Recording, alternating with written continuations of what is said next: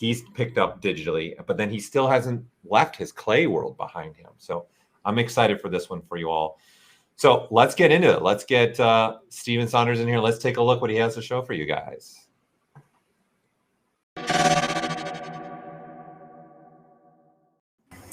There he is. Hey. Hello. Hey. Hi, guys. How are you doing, Steven? Yeah, good.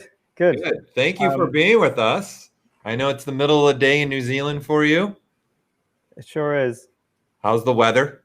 The weather is fantastic. Fantastic. Well, we thought we were going to have a super quiet day in the shop today, but it's all go on lots of different projects. So you might hear some banging and shouting and producers coming and going. Hopefully not. Okay. But we'll see how it goes. Well, it is, we're going to roll with it here. Yes, you're going to be sharing a lot of tips and tricks for these people with how you're using ZBrush to create collectibles, along with giving an amazing tour, like I said, of your place to see what people actually can do with this. Yeah. So, ladies and gentlemen, I want to hand it over now to Mr. Steven Saunders of Scale Studios. All right.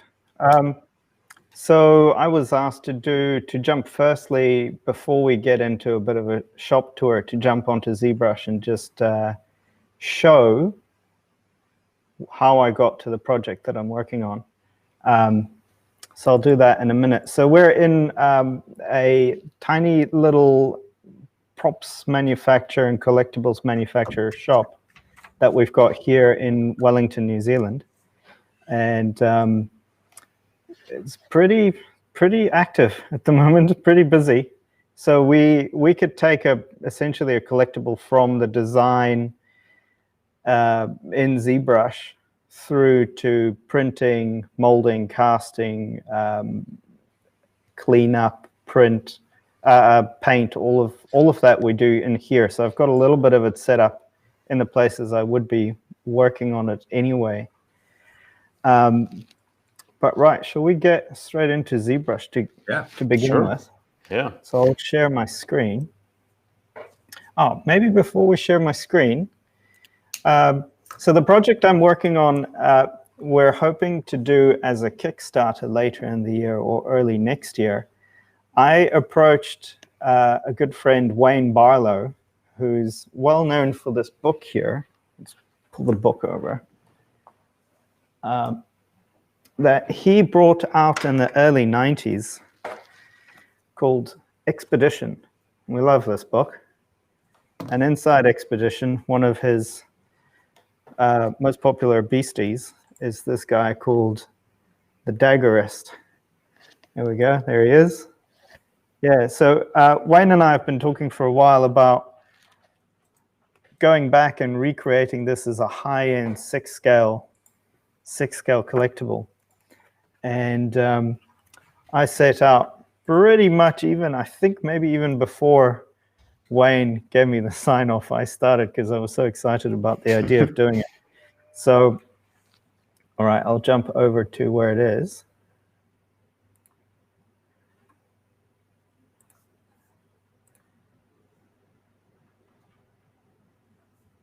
Are we seeing that? Here we go. Yeah, so this is it in ZBrush. Now, I will say, as you mentioned, that I am a traditional sculptor. I'm used to sculpting in clay. Oh, where'd ZBrush go? I think ZBrush just took a little walk away for a second there. Yeah, so I'm a traditional sculptor. I've been sculpting in Chavant. I've been doing collectibles at Weta for a number of years, and then went away and did some miniatures on a number of shows as a model maker and eventually art director. And then about 2 years ago, I came back. I came back to doing collectibles and had a go at ZBrush. So I've been learning the whole process that I used to have physically as a digital process, and sort of mixing my knowledge of model making and traditional sculpting with then learning ZBrush. So I'm definitely still figuring it out, figuring out the best combinations. Right, and you're working with Wayne on these too, right? So you've been in communication with Wayne. Yeah, so Wayne is, I've cast him as the art director. It's his brand, it's his character. So he's been very much involved in it as an art director. It's interesting that I've only got 2 or 3 images to work from, so there isn't an image of the whole back of the thing. So for that, I had to speculate what it would be like. But there are things like the. Can we see my live stream again? Yep, we can see your ZBrush. There we go. Yeah. He has this little toe that I actually couldn't spot initially in his drawings. Oh yeah. This tiny little toe sitting there, and I actually had it on the inside, like a thumb. And I would have completely missed that if Wayne wasn't part of it as the art director. Right. So this is the guy here. I've already gone ahead and printed all of it. But one of the things that I tend to do is just make the ZBrush see-through. And I get quite obsessive about it being super accurate to his original design. So I've been drawing through the see-through all the wrinkles and things in and all the silhouettes in as much as I can. Yeah, so you're matching it up to the image in the background and using that see-through to do everything for you.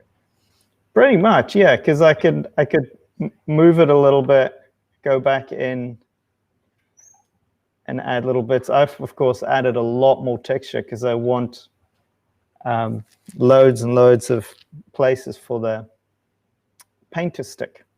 So the surfaces needs to be interesting. For me, in a collectible, the surface needs to be interesting everywhere.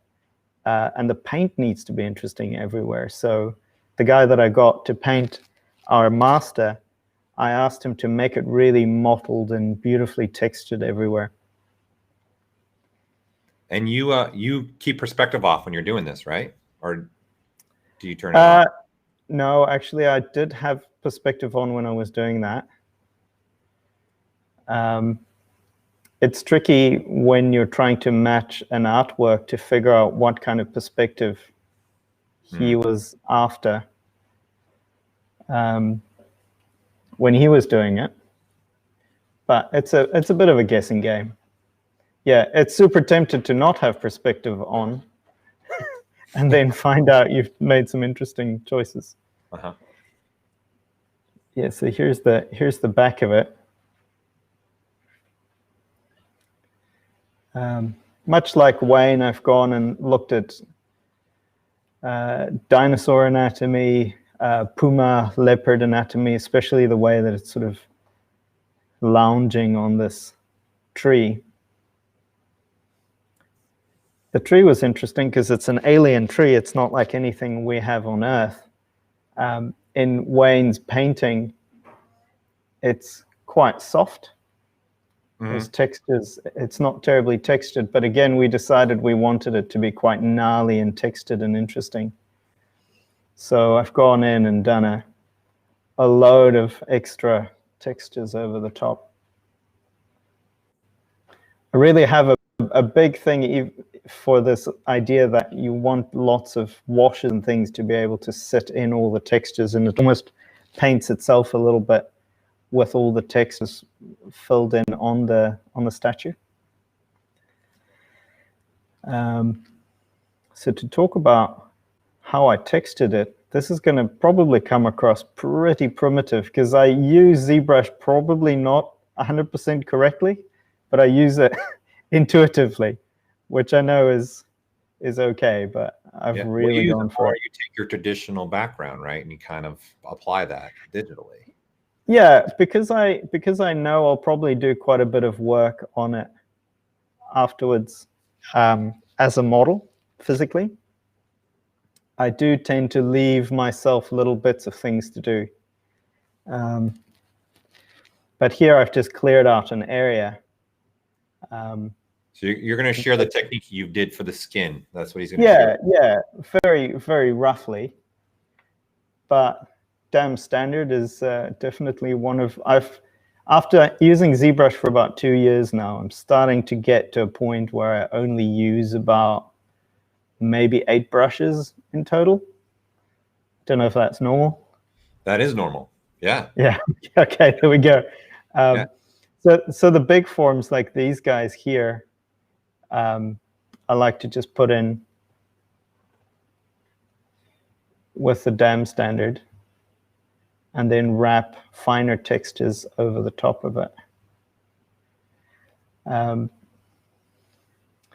For this particular one, ZBrush close, I'll just have to load up my textures again. But there were a few textures I actually quite liked that I just brought in as alphas. Let's find which one it was. And so when he says texturing, people see he's from a traditional background. He means like sculpting details, not painting color. No, yeah. Sculpting, texturing. Some of the digital people are used to hearing texturing as a color. Oh, yeah, of course. So that's a bit small there. At some point, I'll stop using trial and error to figure out how I'm doing things. But for the moment, it's more or less still how I'm going about it. So I quite like that texture. It's actually a pebble texture. What shall I call it? Alpha? Pebble alpha? An alpha? Yeah, that's an alpha. Yeah. Yeah. And actually can you zoom in closer for them to see that? Sure. There you go. So this is what, an image that you found or you made? No, I downloaded this. Oh, okay. This particular one. I'm sorry, I can't recall who to give credit to for this, but it's these flat little pebbles that I actually quite liked. I like how they wrap over the wrinkles. So that's what I did over there originally. That part of that texture is in there, starting from this. The other thing that I've ended up doing quite a bit on this one is actually just, I love this Alpha 60. Again, I feel like I'm probably using it wrong, but classic.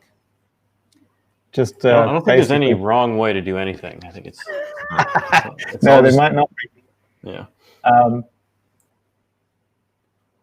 But yeah, just sort of wrapping these in there, and then I did most of this sculpt during we had about a 4-week lockdown here, so I could sit and noodle it. But once I've done a lot of this messy testing of textures, I do then go in and tie it all back in with the old damn standard and finding the flow in between the random stuff. So in clay, I would have used a wire brush.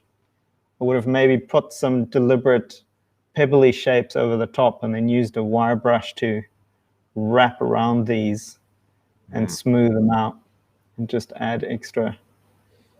So do you use that then as your base and then you go in and do more? So you're using that as that's what you're doing? Yeah. Yeah, I would go in and do a few layers of this to really just get a lot of texture.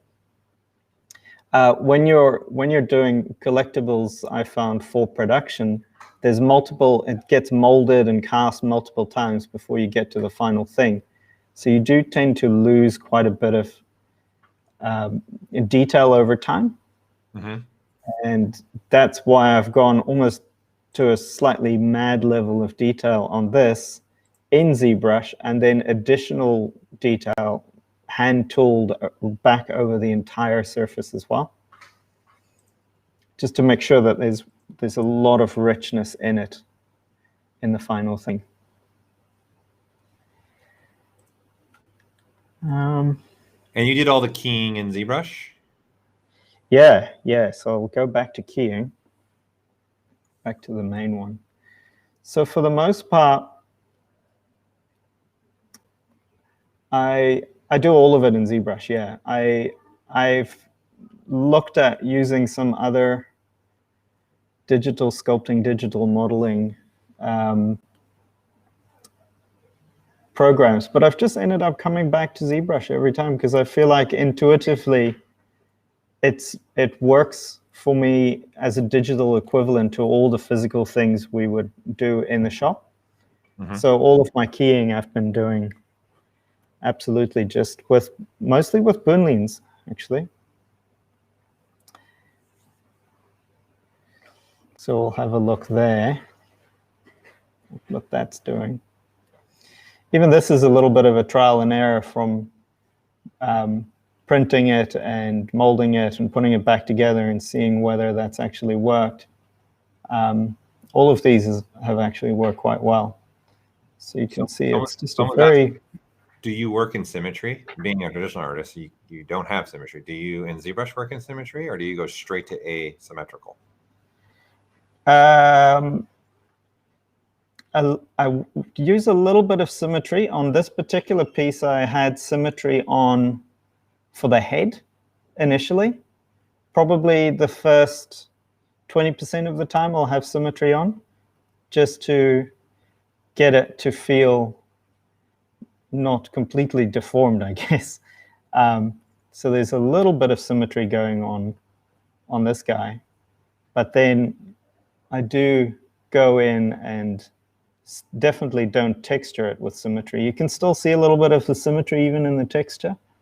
But because I'm retexturing all of this later on as a model, I'm not too worried about that. The one thing that I set out to do from the start with ZBrush is make sure that I end up with a finished product that looks hand sculpted, regardless of using ZBrush for everything.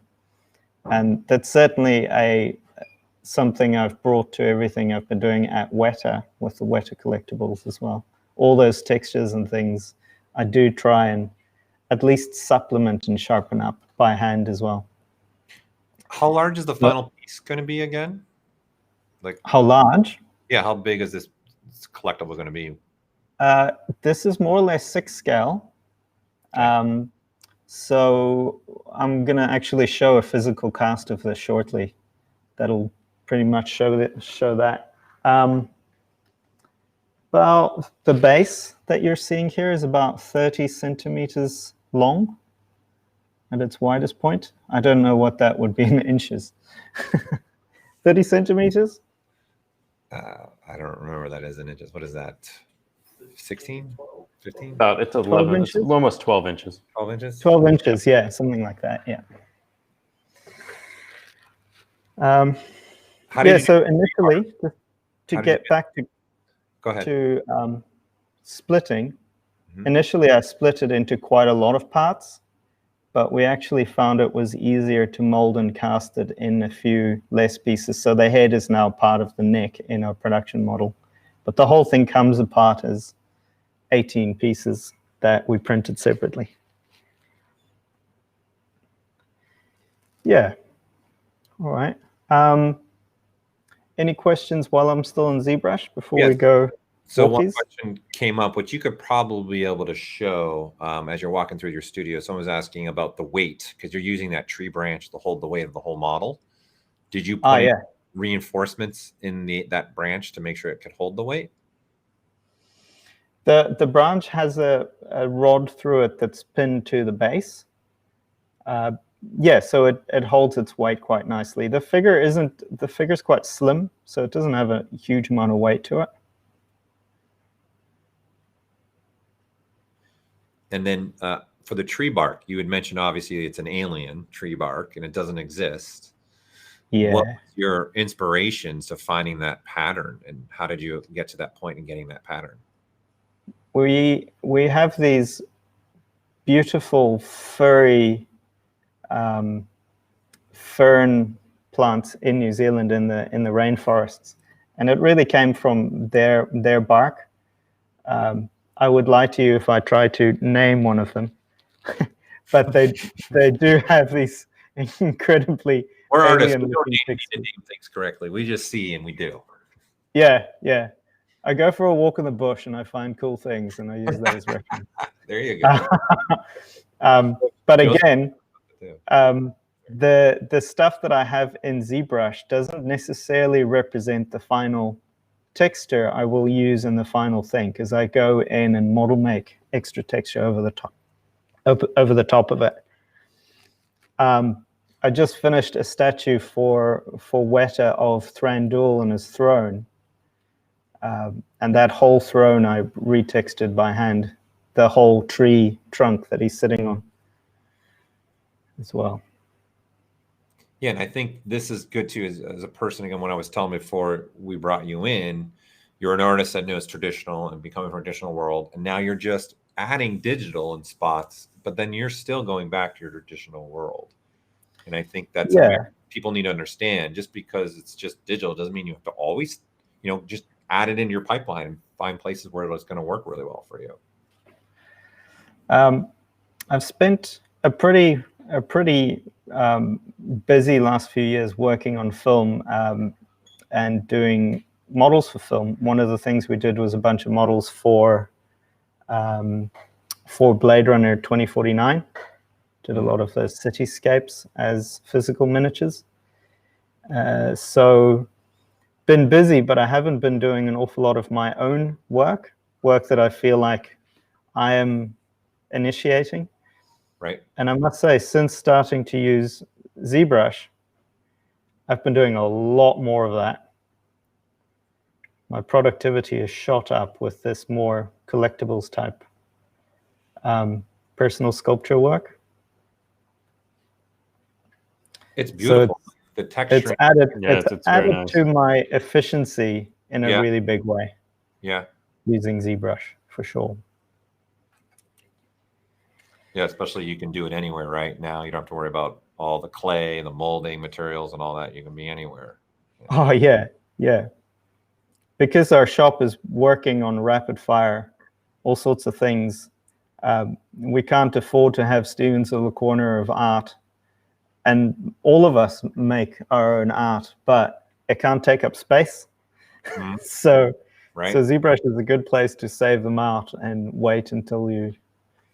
I've got a little shelf in a cabinet here that we'll walk past, full of what I think of as sort of weekend projects, where I just do a little sculpt and print it out just for fun. Right. And then speaking of Blade Runner, how many VES awards did you guys win for your work on the Blade Runner? We all won as a team, won it for the LAPD approach that we did. But in our shop, we've got 3 VES awards, but all for the same thing. So we only won one award technically. We just each got one. Yeah. Does that answer the question? Yes. Yes. They're actually in the cabinet behind me. There. We'll walk past it. We'll walk past them, right? Yeah. Nice. All right. All right. You want to start the tour of your shop? Yeah, we can do that. I was going to pop firstly into the mold shop, where we've got all the molds set up, and we're going to get Joaquin, one of my business partners, who's a fantastic mold maker. He offered to quickly cast a piece for us, and we'll see it go into the mold. And then while we do the rest of the tour, it'll set, and then hopefully we can come back and pop it open and pull the little daggerwrist's head or something out of it. Nice. So we'll see if that works. Excellent. Yeah. All right. Let's start this tour. One of you want to warn Joaquin quickly? So Steven's going to take us a tour on his studio, Scale Studios. He's going to show us, in essence, the next process. When you're done digitally in ZBrush, the process that he goes through here to create a collectible. I think this is going to give you all really good insight of how a collectible is actually made, especially if you're doing one inside of ZBrush. This is certainly not how other people do collectibles, but this is how I've been doing it here. Sure. But it felt like an appropriate way to do a talk for ZBrush, because maybe a third of my work is in ZBrush, and then everything else is on the shop floor and physical. So this would represent more or less my workflow quite nicely. Yes. All right. I'm going to put you guys in my ears while I walk away, so hopefully I can still hear you talk to me. Where are we going again? We are going to the mold shop. All right. Here we go. To the mold shop. I feel like I'm on this is a great way to go to it. The surprise is he's actually got it on a drone and he's going to fly us to the mold shop. Yes. And the drone talks. Cool. All right. He's going to be going on a mobile camera and he's going to be walking around the shop, people. So, give a moment. Sometimes there might be a feed little slow down for a second, but it'll catch back up. Hello. There's Joaquin. It's me. Joaquin is our mold maker. Hello. There's a delay on the earphones, so I'm not going to use them. Yeah, so we asked Joaquin if he could do a quick cast for us. Yes. And we wanted to do a cast on the head, which is this one here. Yep. Shall I tape it up? I'll do that right now. All right. So, you've seen one of these before? Silicon mold. So that's the head there. And that's the mold for it. So you can get an idea of the teeth and the nose being in there like that. If that makes any sense? Do you want to talk about? So one of the things Joaquin does is he puts a marker line where he wants to cut it. So later when he's cutting the silicon, he knows where to split it because he can follow that marker all the way along it. There's something about blue Sharpie that seems to soak into the silicon when you... It actually stays on the silicon. You can see it there still on all of it. It's a little annoying for me because I have to wipe that Sharpie off because it just keeps going through layers of paint.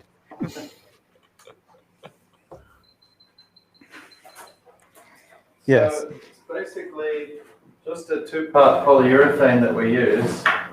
I'm using this stuff which goes off pretty fast, so I'm going to move quite quickly. Polyurethane plastics, nothing special. It's a little bit different from what you'd get when you buy off-the-shelf collectibles. They'd be using polystone, where this is a bit more industrial prototyping stuff.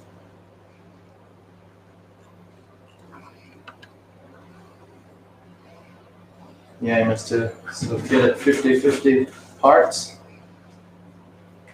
Give it a mix till it's all transparent. This stuff will set in light. Then I'm going to put it over there in that vacuum chamber.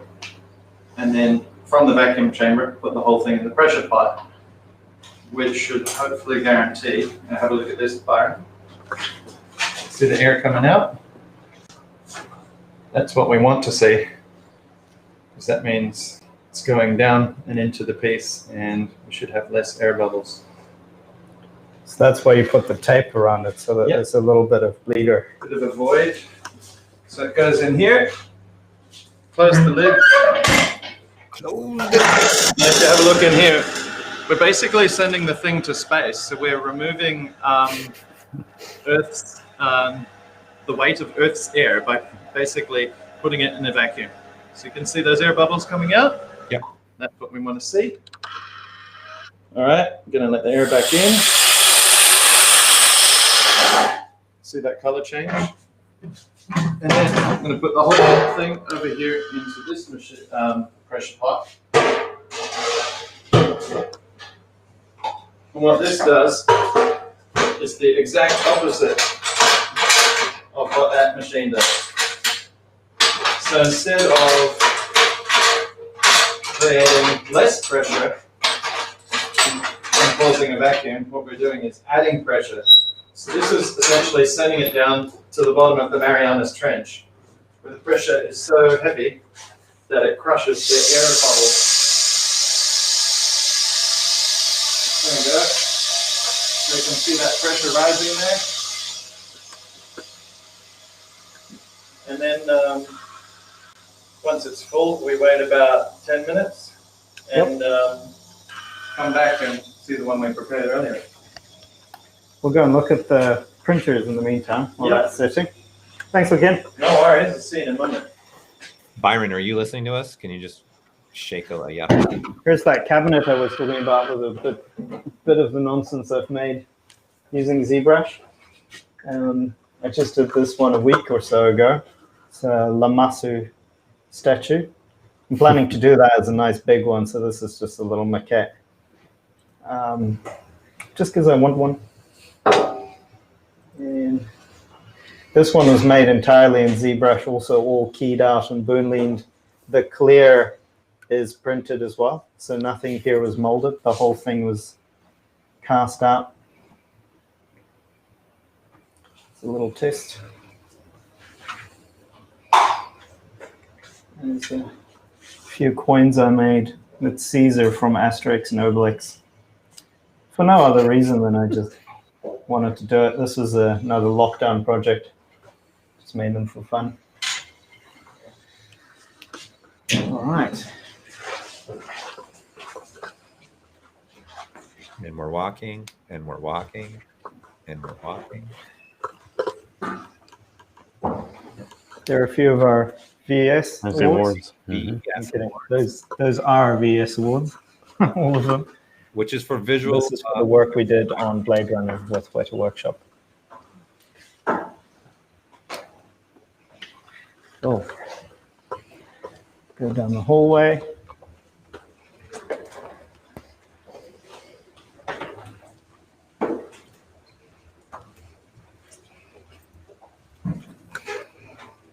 So we're going to his printer shop now, a 3D printer section here, where you're going to see his Form 2 and a couple of the. Yeah, so for the moment, we've got 2 up boxes that we use for just rough, big test prints or things that will heavily texture ourselves. And then we've got the Form 2 down here, which is the one that I've been using for collectibles. Form 2, and then the cleaning bath and the UV cure. Great stuff, really easy system to use. That's the head up there, set up for printing. We were debating whether we gonna go around and print one today. Maybe a life-size one, this big on one of these. But we're a bit busy on other jobs, so we'll see whether we get to play later on. Okay. Let's go and have a look at the model shop.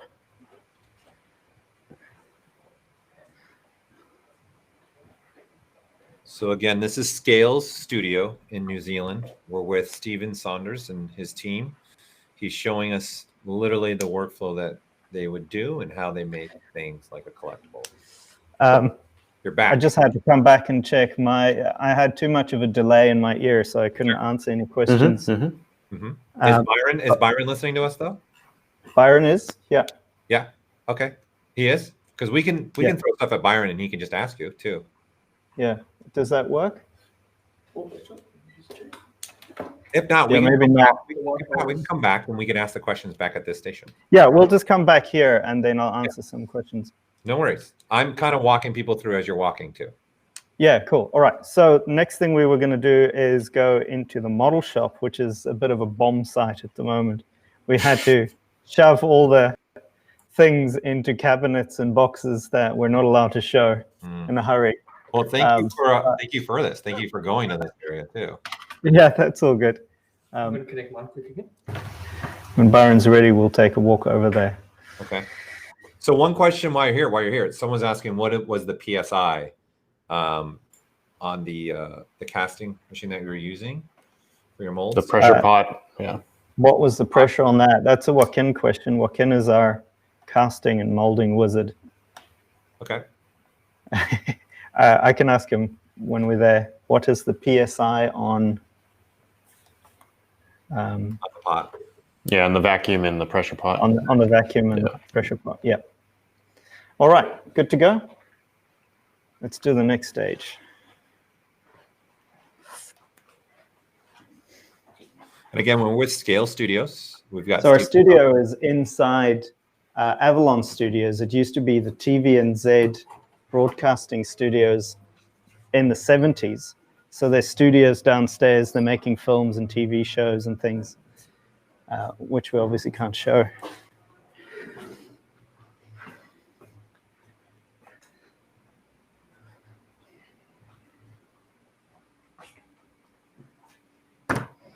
Like I said, bomb site in here at the moment. But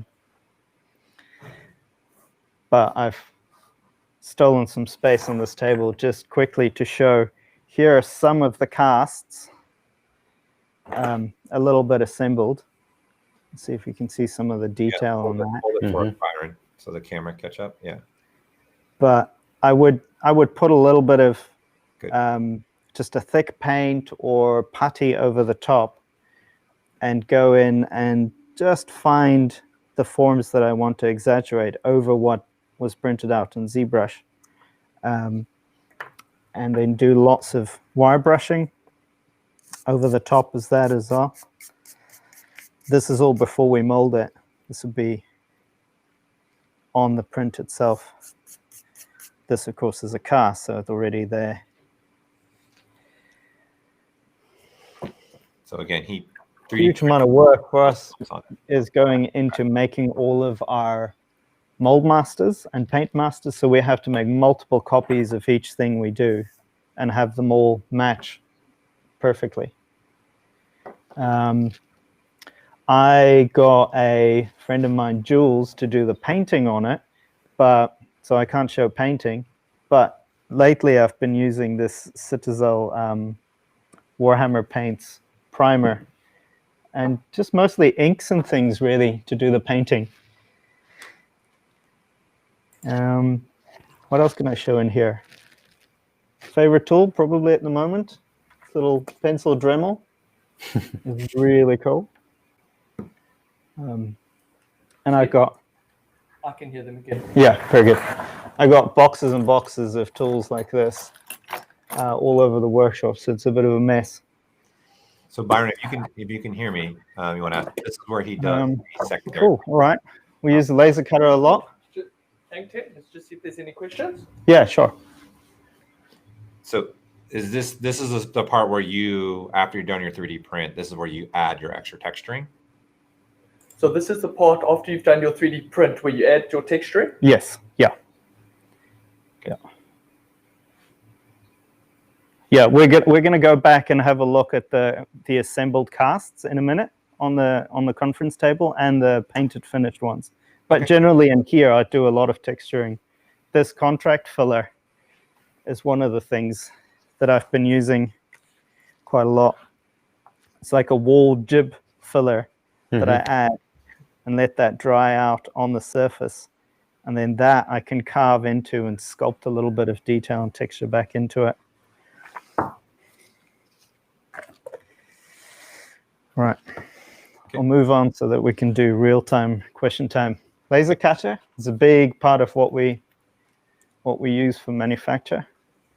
Certainly on Thunderbirds and Blade Runner, when we did a lot of miniatures, this one was the key thing. We could basically build a model kit of flat laser cuts that fit together and get modeled into a building or a vehicle or whatever. Yeah. People, you can keep. Can we show the mess in there? Let's not talk about that right now. There's a big CNC machine in there. Big skull that I sculpted about 10 years ago in South Africa. Really just because I wanted one, and then I sort of forgot about it. But then 2-3 years ago, I decided to bring it back, and I had to finish it and paint it and wrap it in bubble wrap and try to get it on the plane, but it had a few mishaps on the way. I'm happy it's here though. It ended up in a movie after all, since it's been here, so that's nice. It's my longest prop build project, I think.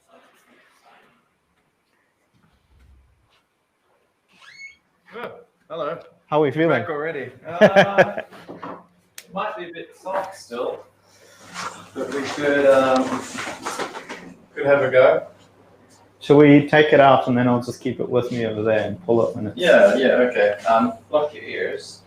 It's a bit loud.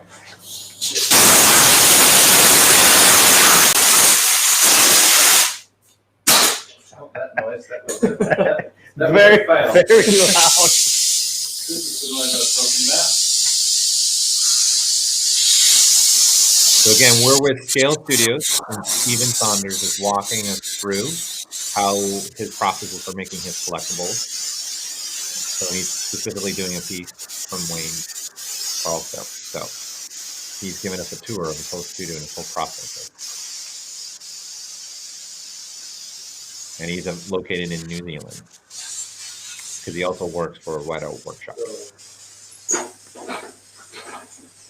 And then keep your questions coming, people. I'm taking notes. All right, you could hear how much air was in there.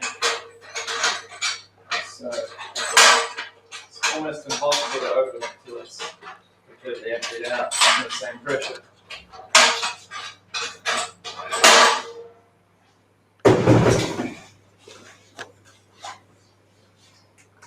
Oh yeah, there we go. That'll be right. We could open it now. Yeah, should we do that? Alrighty.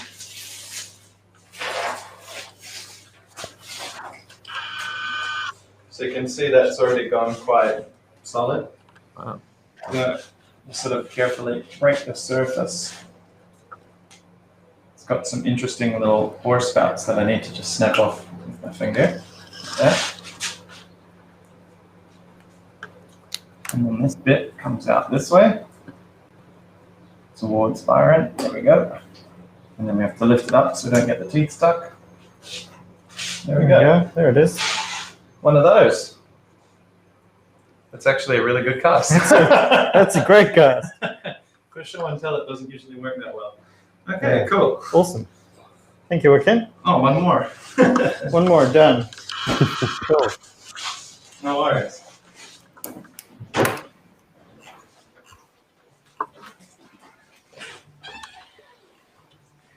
We'll do question time quickly.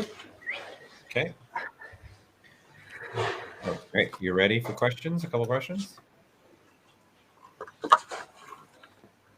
Can you hear us all right, Stephen? Yeah, I can hear you just fine. Okay, I got a couple questions here that are coming through as you were giving us the tour. People are, first of all, thanking you very much for opening up your studio like this. And That's good. It's very exciting. Very exciting.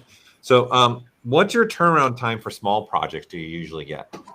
What's your time?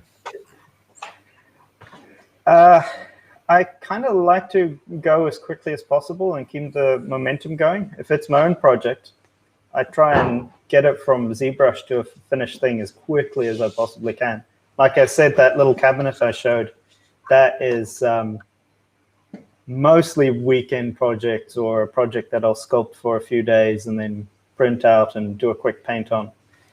Daggerwrist isn't that. Daggerwrist has been something I've been working on for about a year now, probably. Really depends. Okay. Yeah. The brand name of the filler you were using, do you remember what is the brand name of that filler? Someone was asking that you were using in the mold shop. I'll get it. Yeah, thank you. No, I don't remember the brand name of the filler. Is that the only thing you do, or do you also use epoxy putties to sculpt? Yeah, we do. Epoxy putties. Occasionally a little bit of resin, like car body filler we use a lot. Right, bond. The bond. That's definitely for more hardcore texture adding and reshaping. And then before you send it to the printers, you're decimating your model. What are you decimating it down to in polygon? Because that he was actually very high in polygon. So. Oh, it depends on the size. Oh no, I think they were talking about the wall filler. Thanks, though.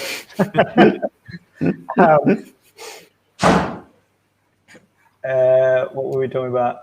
Decimating it down. I generally try and get to 20% decimation. Okay. But really, it just depends on how much it still holds up. For me, a big thing with ZBrush is figuring out how much detail. That's the one. Thanks, Sam. There we go. PAL. PAL. P-A-L. PAL. Right. Mm-hmm. There you go. There you go. Who was asking? Since we're doing product placement now, it's probably worth pointing out that we're a small island in the bottom of the Pacific, pretty lost.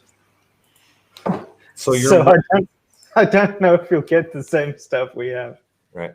The molds that you have, they were silicone, right? The molds. Yeah. How many poles are you getting from those usually? I think we get up to about 25, 30 before the mold starts getting a little wonky.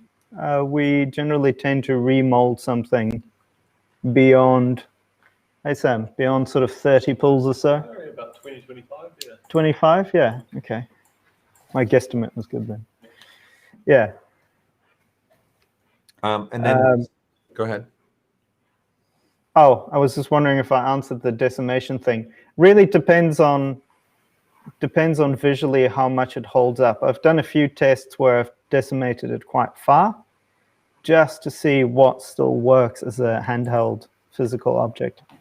And it can be surprising at times what you can still get away with. Yeah. And then your studio, Scale Studio, so people are learning. You're a relatively small crew. Are you open to share kind of ballpark how big your we are? Sam and Joaquin are the two guys running it. They're the company directors. I guess if anything, there's Joaquin again. If anything, I'm the in-house sculptor that would come in and do sculpting work either for myself or when it's a key part of a sculpting job. A number of jobs we got on the floor at the moment that we can't talk about was purely sculptural statues and things. Yeah. And you have some more prints in the back table? Were you going to show those off still? Yeah, we can do that. Yeah. Just behind me. Yeah. So again, keep the questions coming, people. I'll write them down and we'll fire them back at him. He's going to show you guys the 3D prints that he did. Yeah, I can hear you fine over here. Okay. Perfect. Yeah, so over here, this is where we're moving towards. There's the Daggerwrist as a gray. This is a mold master, unpainted mold master, just on a temporary base, of course. And then we've also done a bust. I think of this as the Monster Palooza bust one day. There you go, Byron. Hold that. Yeah, I like it. Hold that shot, Byron. Yeah, and we're planning to go to Kickstarter with this, so we thought we should have a little bit of at least 2 tiers of product that we're making for it when we get to that point. Yeah, we shared your link on our website, so those that are watching. Thank you. We have a link in our schedule for Scale Studios. Daisuke, if you're still alive, can you post that so people can see? Go ahead, Stephen. I'm just letting people know that. We had a debate for a long time about making it more or less a garage kit because we love putting garage kits together ourselves, but it's turned out to be a better idea to just go ahead and produce this here. So this is our first paint master, painted by Jules German, a friend of mine from Weta Workshop. That has become the type specimen for what we're hoping to do. Also a temporary base, but that's where we're at the moment.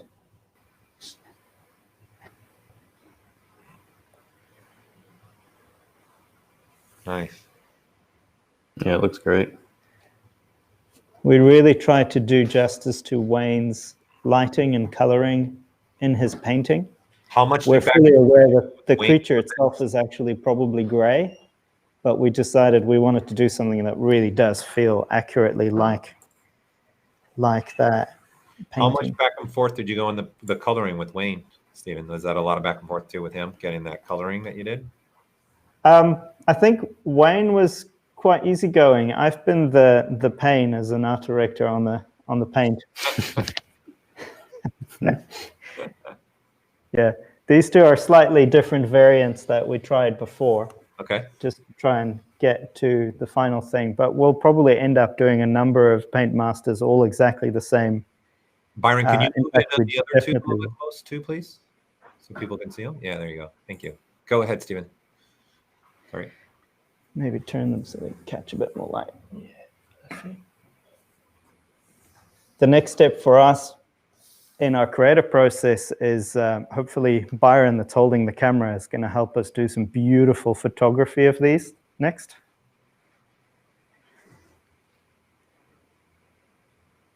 Yeah. Very nice. So you have 3 masters right now? That's how many you've done? Those are three variants in paint that we've been working on. This front one is the lead at the moment. So those will probably become something like artist proofs, and then eventually we'll do a number of exactly matching paint masters. Do you know how long it took her to paint that? I'm assuming she's using airbrush. How long it took my painter? I don't know. This is, of course, one of those projects, I'll sit down again, that almost everybody involved, in fact, everybody involved have other jobs and day jobs, so we're trying to do it in between everything else. So it's really hard to tell exactly how long these things take. Mm-hmm. And you guys are making every version of that collectible right there at your studio, right? And doing they're all going to be hand painted? All going to be hand painted, yeah. We don't know for sure whether they'll all be made here, but they'll all be QC'd by this team, quality controlled by this team, yeah. Just catch Joaquin might go a bit mad if we get him to cast hundreds and hundreds of them. Yeah, it's a lot of molded. We didn't talk about it then, but Joaquin is working on some model making projects that he is going to be making for sale within the year as well. So this is one of the 2 things that we're doing in between our mountain of film work we're also trying to do. I think you mentioned this when you were in ZBrush. You did some painting. Did you do some painting inside of ZBrush before? Oh, yeah. I did try and find that model, but I think it's on a different hard drive at home. I'll switch to something that I found, which is a work in progress. So with poly painting, I do tend to poly paint everything before going to print, just to test whether, I'll switch screens here. Are you still sharing your ZBrush, your screen? Yes, I am. Well, let me tell my guys. There you go. Okay, we're full There we ZBrush So, now. yep.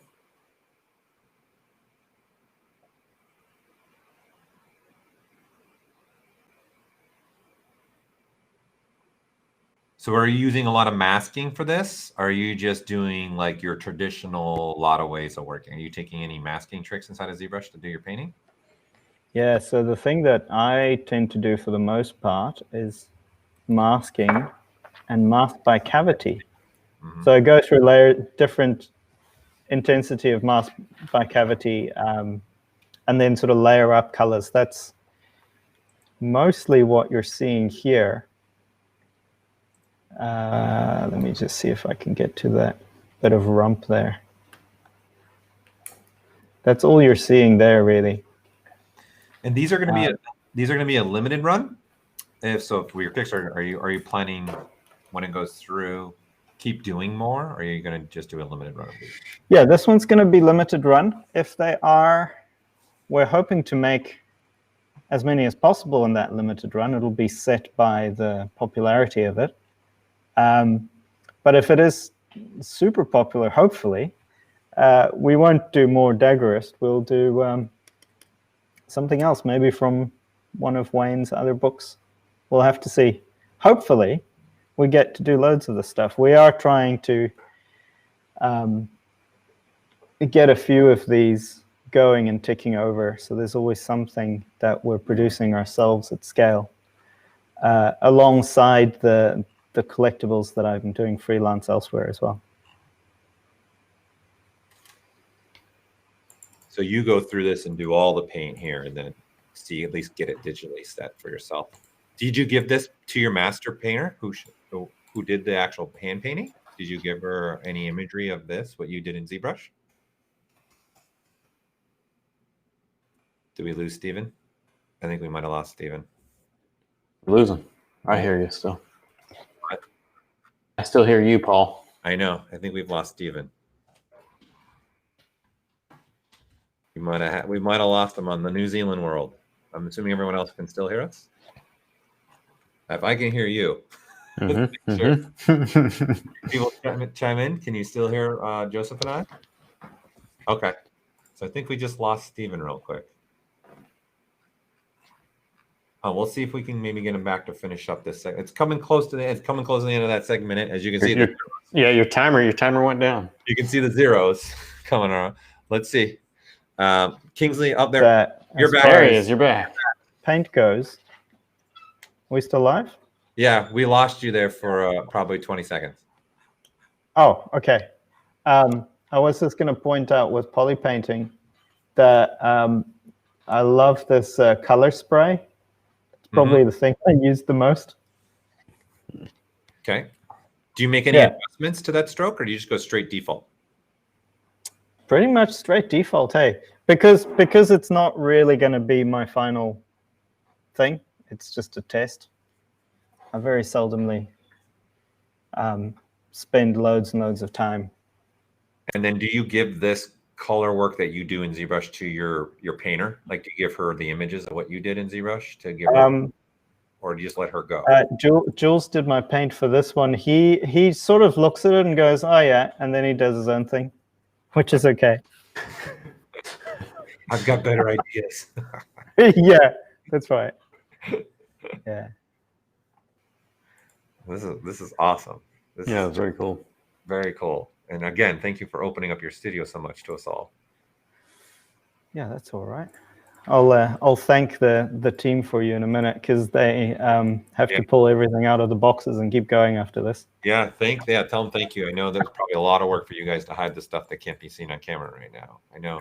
So really, really appreciate you guys willing to do There's that. Joaquin. Hey, Joaquin. Hey, Joaquin. Thanks for taking the time, man. Oh, no worries. Thanks for all of you guys for watching and being our first live stream audience. This is pretty cool. Yeah, we've never done this before. Yeah. No, thank you so much. Really appreciate you willing to do this. Thank you for the opportunity. I came to the ZBrush Summit at Norman, I think 2 years ago now, 3 years ago maybe. Yeah.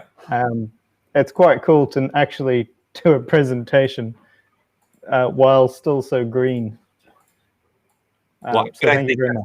I think that's a good point. You don't we were just talking in the previous segment. You probably heard the end of it.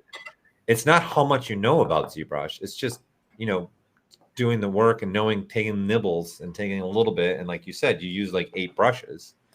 That varies to every artist. Every artist is different. I use 50 brushes, but that's me. Yeah.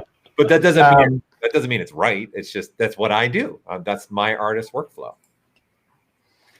Yeah, I have to say that I have a lot of friends that use ZBrush at a very high professional level, and I have access to them on a daily basis, and that really helps. And then of course the resources online. I didn't do any courses or anything. I just jumped in and wanted to immediately make a thing.